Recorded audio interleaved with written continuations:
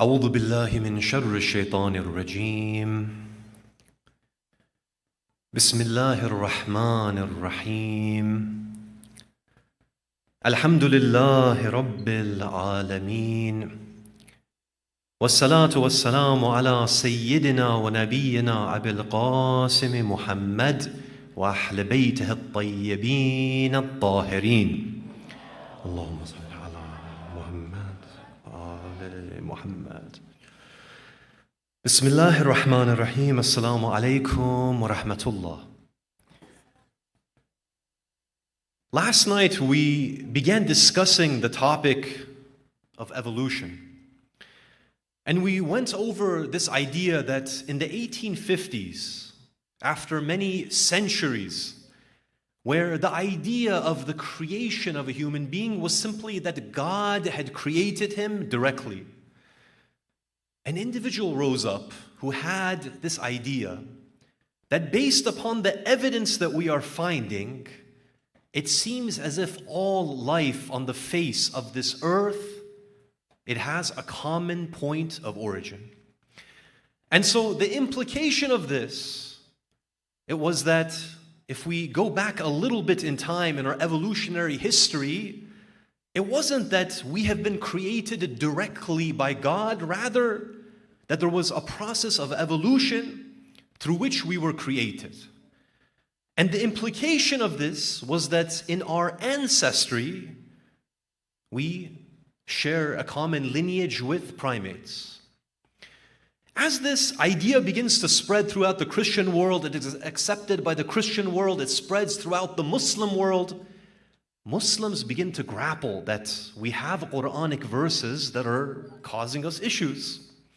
That when we read the Quranic verses and we understand the Quranic verses, it seems as if they are saying that God directly created mankind, Bani Adam alayhi salam. And so when they begin to analyze the verses, they came up with a few conclusions, and modern day scholars, they've essentially come up with the idea that even if we accept evolution, and we say that this theory is accurate in that everything on this earth has a common point of origin, they say even despite this, all of the evidence points to Adam alayhi salam as having been a distinct creation.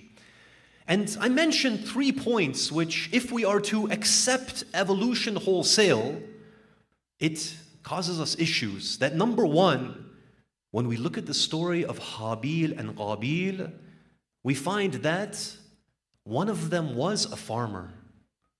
Whereas when we look at the first incidents of Homo sapiens, who should be the first Adam, we find that Homo sapiens appeared 200,000 years ago, while agriculture, it is something that has only existed for the past 10,000 years.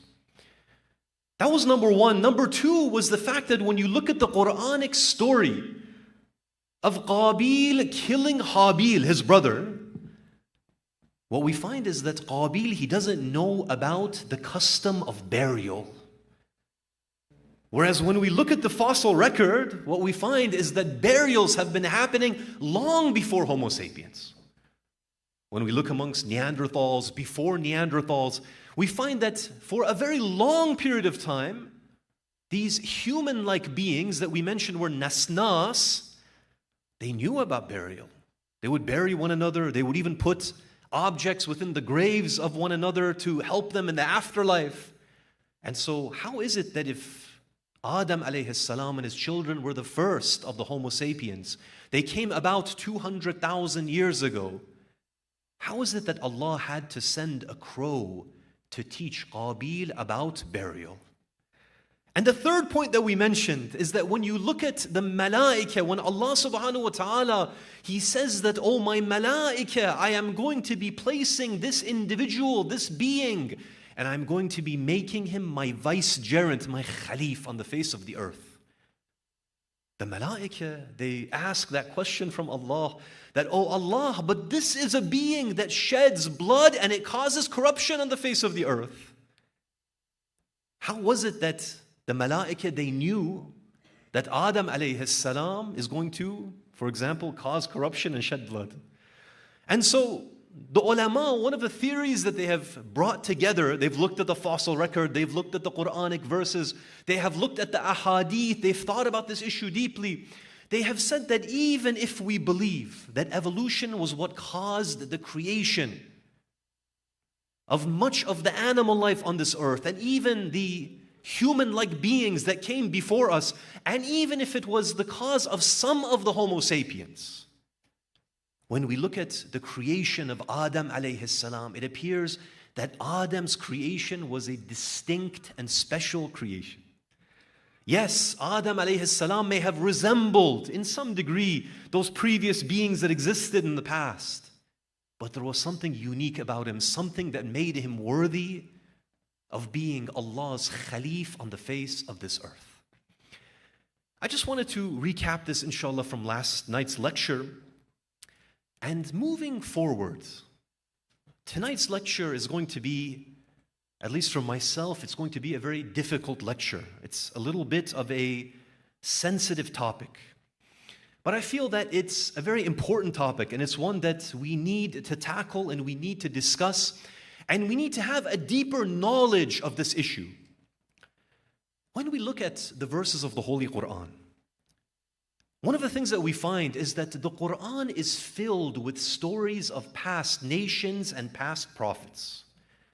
You open the pages of the Quran and immediately Allah begins to weave stories that in the past there was this prophet and he went through these kinds of issues.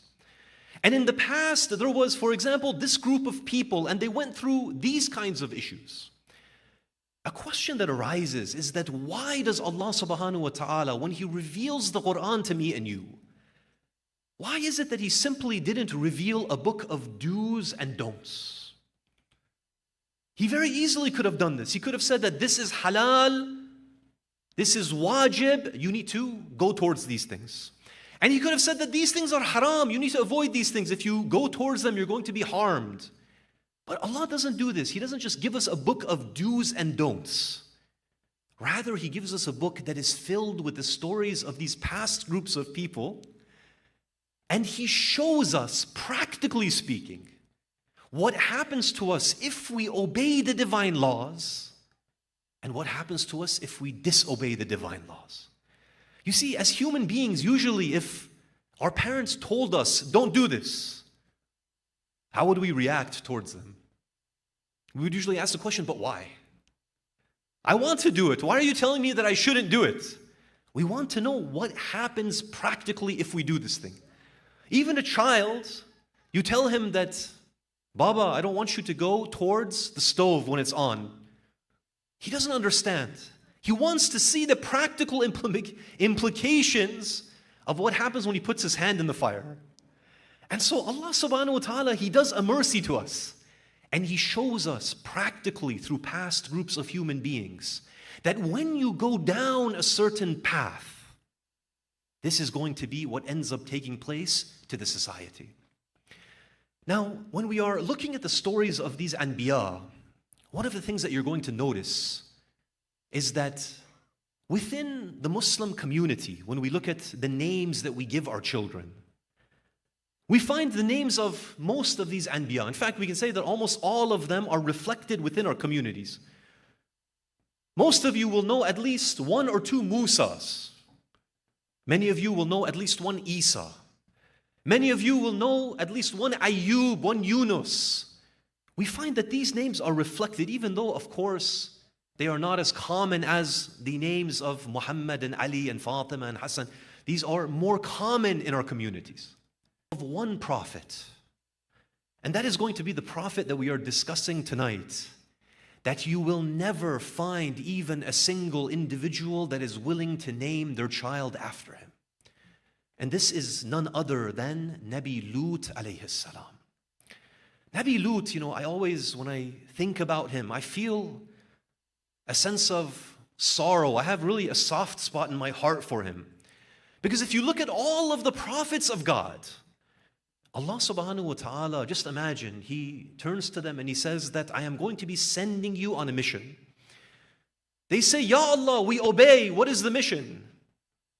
Allah, for example, He tells them that there's a group of people, they are worshipping idols in this part of the world. Your job is to go and to fix this issue, to rectify the problem. They say, okay, no problem. They go to that group of people, they live amongst them, and they try to fix that issue of idol worship amongst them. They have to argue with them and say that you shouldn't worship pieces of stone and wood. Nabi Lut alayhi salam, Allah, He turns towards him and He says, I am sending you on a mission. What is the mission, Ya Allah? There is a group of people that are practicing an abomination. Not only am I sending you to them, you have to go and you have to live amongst them for decades. You know, every city in the US, at least where I'm from in California, we have a place where it is the epicenter of that community. You couldn't pay me enough money to go live in that community just because of the fasad and the corruption that is prevalent there. You don't feel safe. You don't feel that your children are safe. But imagine this prophet of God, he gets sent to the epicenter of the fasad. Not only is he sent there, he has to live there for multiple decades. This is such a tremendous burden. And then as reward for what he has been sent to do, in our own communities, you won't find a single person who names their children after him. In fact, we even do him the disservice whenever we want to refer to that community, we say Qawm Lut. We don't say Qawm Musa, we don't say Qawm Nuh, we don't say Qawm Isa. We don't say any of these things, but when it comes to this poor prophet of God, we say Qawm Lut. It is the people of Lut. And so I always feel this sense of sorrow whenever I'm looking at the story of Nabi Lut alayhi salam. Now, before we begin, I'm going to mention a few points. Number one, I'm going to be censoring some parts of the story. And the reason is that if there was a rating system, this would break the rating system. And so for the sake of myself, for the sake of the audience, I will be censoring, I'll use some euphemisms. If you want to know the entirety of the story, there is an excellent book by the name of God's Emissaries, written by Sheikh Ridwan Arastu, and it's an excellent book. I highly recommend every single one of you purchase this book. If you're savvy, maybe download it. There's a PDF version. It has the story of all of the prophets of God, beginning with Prophet Adam alayhi salam, and it continues until the story of Nabi Isa alayhi salam. And it has within it the complete story of Nabi Lut. So if you want the full unabridged version, it's there. I mean, it's not that bad, but for the sake of the speech, for the sake of the audience, I will be cutting some parts out of it, inshallah. That was point number one. Point number two is that this speech is going to have two components. Component one is that we are going to be going over the story of Nabi Lut and what happens to him. The second component is that we're going to be breaking down the story that we went over, and we're going to be analyzing some of the key questions that you are going to be asked, or that, for example, have come up living in this society that we are living in. So there's going to be these two components. Let's begin, inshallah, with the story of Nabi Lut alayhi salam with a loud salawat.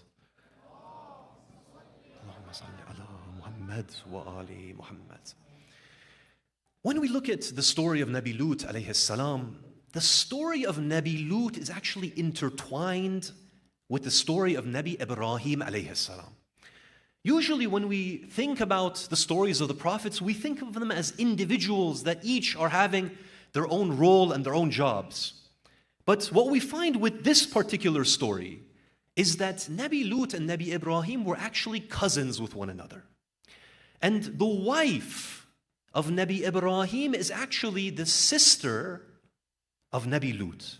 So from the very beginning, these two, they have a very close relationship. And when Nabi Ibrahim alayhi salam, he is in the city which is known as Kuthar Ruba, and he is trying to administer to the people, he's trying to teach to the people that idol worship is an abomination. I'm sure you know the famous story where he's in the city and he realizes that there is a idol temple which is filled with all of the idols of the people of Kuthar Ruba. Nabi Lut alayhi salam was actually helping him to plan that operation. And so Nabi Ibrahim alayhi salam, he makes the determination that he's going to wait until a day of Eid for his people when everyone has left the city. He's going to go inside of that temple, which is filled with all of these different idols. He's going to take an axe and he is going to go to town on all of these idols. He takes the axe, he begins to destroy all of the idols until he reaches the largest of the idols. When he reaches the largest of the idols, he pauses. He pauses and he takes the axe and he places the axe on the body of the largest idol. Now, Nabi Lut alayhi salam helped him to plan out this operation. And when the people, they come back, they say, who could have done this horrible thing? They say that it had to be none other than that youth known as Ibrahim. He's always speaking ill of our gods and he's telling us that they're not real and that they can't do anything and that they have no powers. So they call upon Ibrahim, they say, come here. Ibrahim comes, they say, Ibrahim, we know that it was you who did this.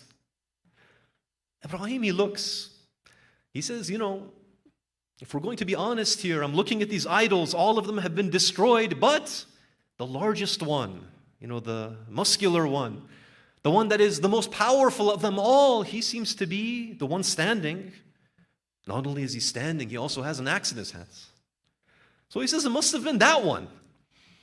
The people, they turn to him and they say, Ibrahim, you know very well that these idols, they can't move, they can't do anything, they can't have any power over doing something like this. And so Nabi Ibrahim alayhi salam and Nabi Lut, who is alongside him, they're arguing with the people and eventually they get thrown. Nabi Ibrahim gets thrown into the fire.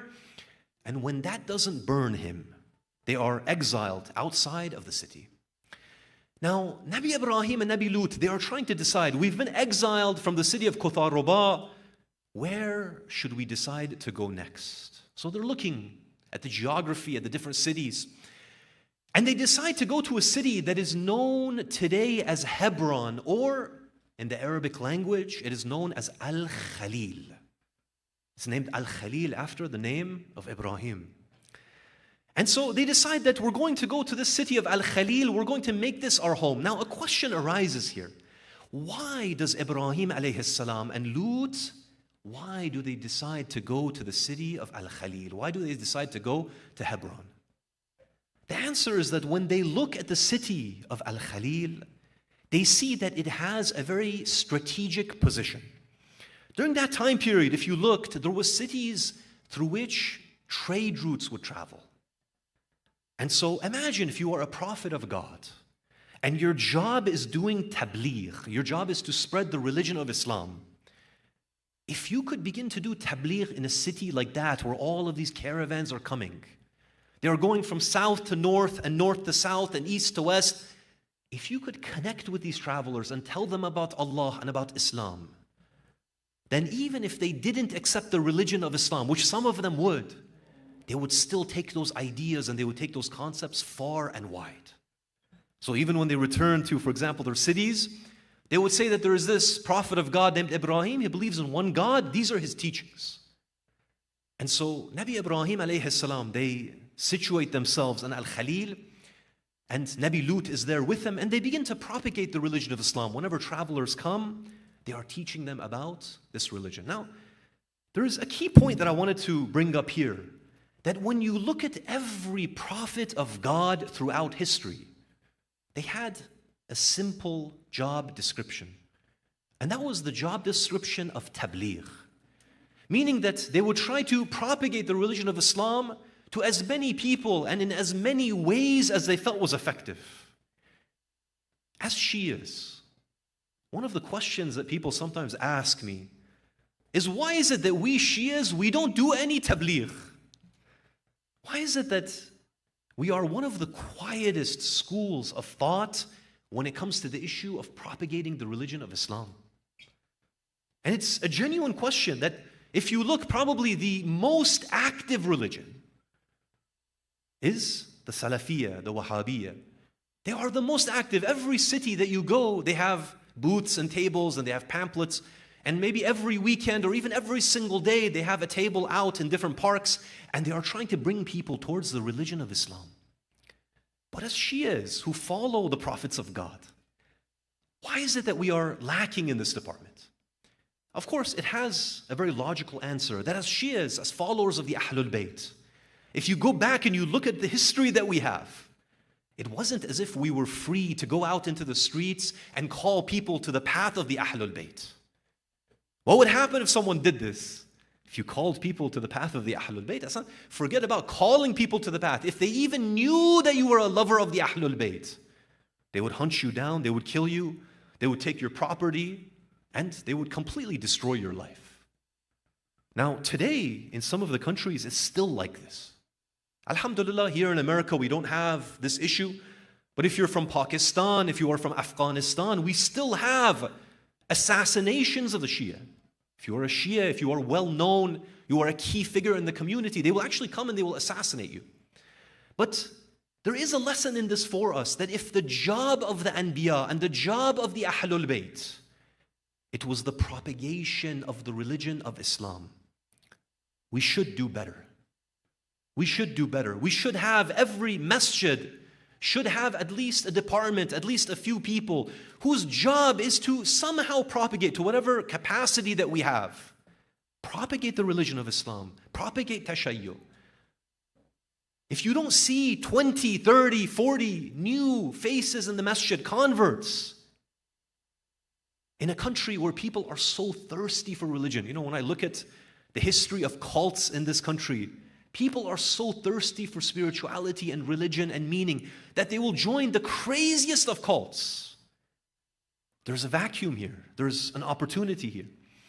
And so this is a tremendous opportunity that every center, if even a few brothers, a few sisters, they educate themselves on tabligh, on how to go out there and connect with people. There's a huge opportunity, inshallah, of bringing people into the mercy of Allah. So these prophets of God, they are in the city of Hebron, they're propagating the religion.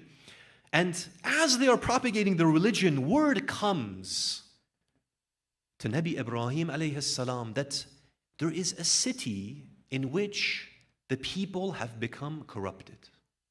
Now, what was the name of the city? The name of the city was Sodom. If we look at Sodom, it's actually, historically, it's actually 4 cities. And each of these cities, they were right next to one another, and they had distinct names, but they were essentially considered to be confederate cities. They had the same people and the same culture and the same language. So Nabi Ibrahim alayhi salam, he deputizes. On behalf of Allah, he sends Nabi Lut alayhi salam. He says that Allah wants you to go to the city of Sodom, and you are supposed to go and you are supposed to try to bring these people out of this abomination and sin that they are engaged in. Now, you might be wondering, how did the people of Sodom, how did they fall into this sin? Because the history of how they fell into the sin is a fascinating history. When we look at the original history of Sodom, when you look at the ahadith that we have, the Ahlul Bayt, they've explained the entire details of what happened. They have said that in the very beginning, the people of Sodom, they were actually a very good group of people. One of the characteristics that they were known by was that they were incredibly generous with people that were traveling as well as the poor. So if you were a traveler during that time period and you happened to be close to the cities of Sodom, you would definitely go there, because one of the things that they were known to do is that whenever the poor came, whenever the travelers came, they would feed them for the sake of Allah. Sometimes we hold back. We are not generous when it comes to other people. The people of Sodom were incredibly generous. And so it became a hub of travel that not only would the poor flock to the city of Sodom, but also those that were traveling, they would also go there. And so as a result of that generous nature that the people had, what ends up happening is that Allah increases them in the blessings. Allah gives them even more, and so Sodom becomes an incredibly wealthy place. Eventually, after we don't know how many decades, how many centuries, maybe even longer, Allah subhanahu wa ta'ala, He decides that I'm going to test the people of Sodom. You know, it's one thing, my brothers and sisters, to be generous when the money is flowing. I don't know if you've ever been in a situation where money just keeps coming. It just keeps coming. It's very easy for you to say Alhamdulillah and to put your hand into your pocket and to give it to those who are in need. It's very easy because you know that it's coming, it's continuous. The real question of who we are as human beings, the real question of whether I have an actual generous nature within myself, is what I do when times are tough. And believe me, Allah is going to test each and every one of us. That we may be a person of good akhlaq, maybe in a certain situation. Allah may test us with a little bit of difficulty to see if we can maintain that good akhlaq. We may be a person known for their generosity because we have wealth. Allah may decide to test us by tightening those purse strings to see how we behave when the money is not flowing. Allah subhanahu wa ta'ala, He decides that He is going to test the people of Sodom. And so what He does is He sends down a drought, and that drought, it begins to take away some of the crops which they had. They were a group of people with orchards and farms. Alhamdulillah, they had enough for themselves, they had enough where they could eat and they could subsist, but the drought causes a little bit of tightening of the resources. Now, the poverty-stricken, they still are coming because of the reputation of Sodom. The travelers, they continue to come because of the reputation of Sodom. But what ends up happening is that when they see that the Sodomites are no longer generous, they're no longer giving to the poor and to the guests, these individuals who are traveling through, they say, okay, well, we have all of these crops. Let us take from these crops and then we'll use these crops for ourselves. So they end up stealing and pilfering from the crops of the Sodomites. Now, here, Shaitan, he comes down. And narrations, they mention that he comes in the form of a man. We don't know whether it was actually Shaitan who takes on human form or whether it was an individual whose ideas were satanic. Sometimes you have an individual whose ideas are so satanic that even Shaitan becomes ashamed. This individual, he gives a suggestion. He says that these individuals that are coming and they are pilfering, they are taking from your wealth. It's not like you have surplus and you have extras. He gives them a suggestion that you should attack them and you should do something to them. Now here we're going to, again, as I mentioned, we're going to censor. He says that you should attack them, you should assault them. Now, when the people of Sodom, this good group of people, they are religious, they are good-natured, they're just going through this test, they are disgusted by this suggestion. They say, old man, how could you say such a horrible thing? What is this? But what Shaitan had done is that he had planted a seed. He had planted an idea in the minds of the people of Sodom that if you want this to stop, here's a solution. The pilfering continues. People continue to come, they continue to steal. And eventually, what happens is that it becomes a custom amongst the people of Sodom that whenever they would catch travelers who would come into the city, as a warning, as a way of teaching them you shouldn't do this, they would attack them in this way. Now, of course, after a very short period of time, the pilfering stops. So definitely it works. But when it stops, these individuals who now have this satanic practice amongst one another, they begin to practice it amongst one another. And so the entire culture of homosexuality, it begins to spread amongst the people of Sodom. It becomes part and parcel of who they are. Now, when we look at the ahadith, there's something amazing that the ahadith mention, that as they fall into this grave sin, many things begin to change about the people of Sodom. Before this practice, if you looked at the people of Sodom, if you had traveled throughout their city, you would have seen a people who dressed very modestly. So their way of dress was very modest. They would cover much of their bodies, male as well as female. But after they begin to engage in this sin, their dress begins to change. So the ahadith mentioned that if they would cover both of their shoulders with their robes, now they would leave one shoulder open. If they had clothing which would conceal their bodies. They would begin to wear translucent clothing. One of the things that is mentioned, and this is maybe for the brothers, one of the things that they begin to do is they begin to unbutton the buttons of their shirts. They would leave the top buttons open. I think after this, the brothers are going to have an extra button. They're going to be complete. This was one of the characteristics, this is one of the things that the hadith mentioned, that they would open these buttons, revealing their chest. The way that they would behave with one another changes. Before, when they looked at one another, they were modest and they're looking.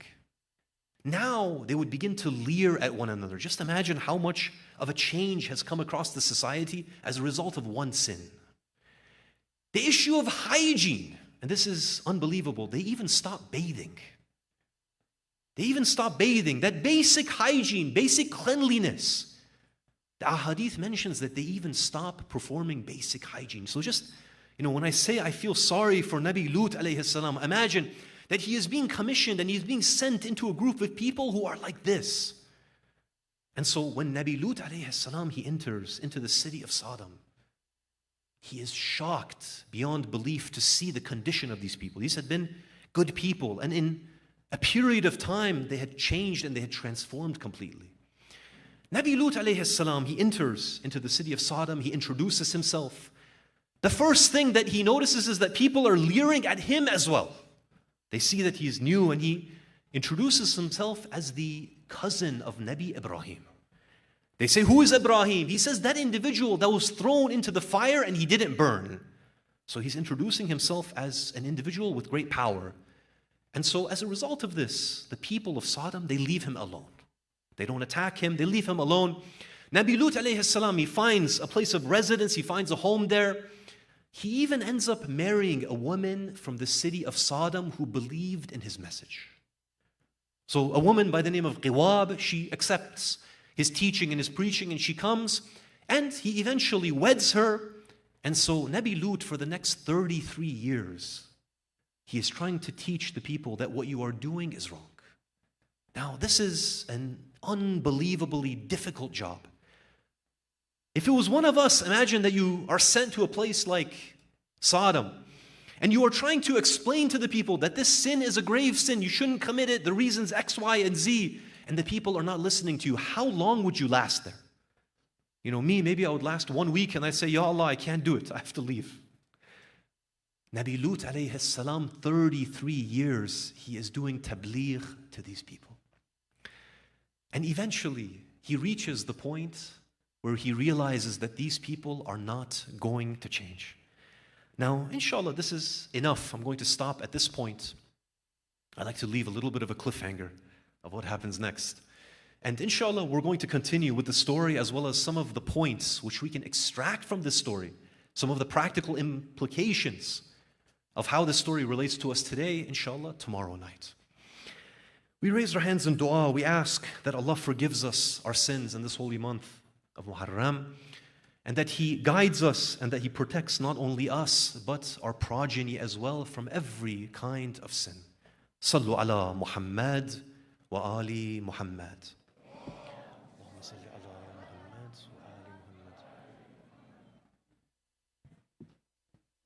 So they had also mentioned that we are going to begin doing a component of Q&A. I believe there is an online portal for those of you who have any questions, whether it's related to the topics that we've been going over, or whether it's related to other topics. If anyone has questions, I think there's that online portal that you could ask them anonymously. And inshallah, from those questions, we will gather and we will answer the easiest ones. That's usually how it works, if I'm going to be honest. No, we'll answer, inshallah, all of them that are relevant and they're beneficial, inshallah. So I think the first question that had been asked was the question that, if I remember correctly, someone was saying that if I am in a haram relationship, what do I do? So sometimes as believers, we find ourselves in a situation that we don't want to be. We made some mistakes, and we are now in this very emotionally charged relationship, and we know that it is haram, but we're trying to figure out how to get out of it.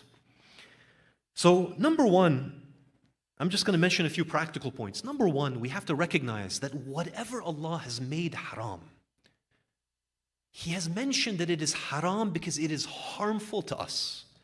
Sometimes we have the opposite idea. We think that Allah has made something haram almost as a test and a trial.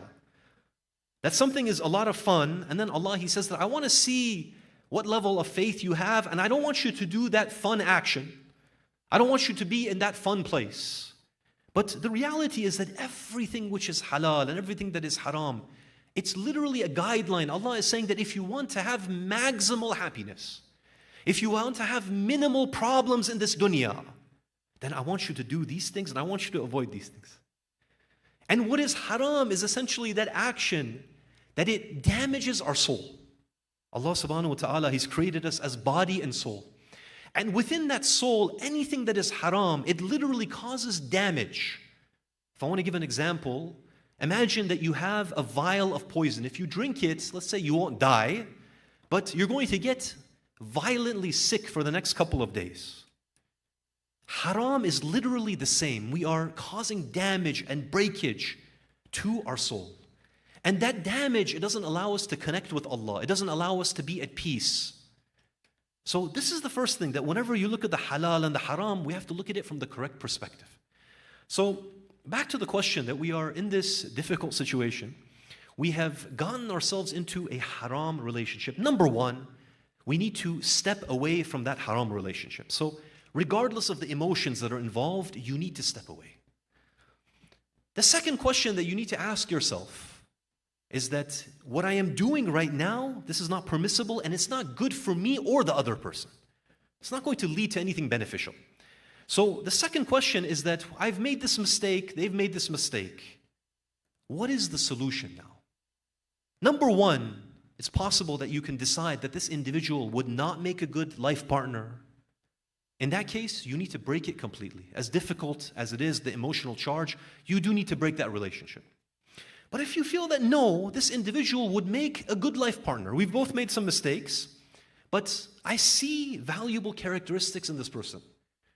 He or she, for example, would make a good husband, a good wife, a good mother, a good father. They have good characteristics, they're religious. If you can see that within that person, then I would suggest bringing in the elders. And this is very important, that sometimes the youth, they try to get into relationships. They try to go around their parents, and first they establish a relationship, then they bring in the parents. This is a mistake. As soon as you see someone that is suitable for you, the first step is in reality to bring in the elders. Because if you don't bring in the elders, no matter what you do or what you say, that relationship is never going to be long-lasting. And so at this point, if you find that that person is a good prospective partner in the future, then bring in the parents, make that relationship halal. And, you know, Islam makes marriage extremely easy. It makes it extremely easy.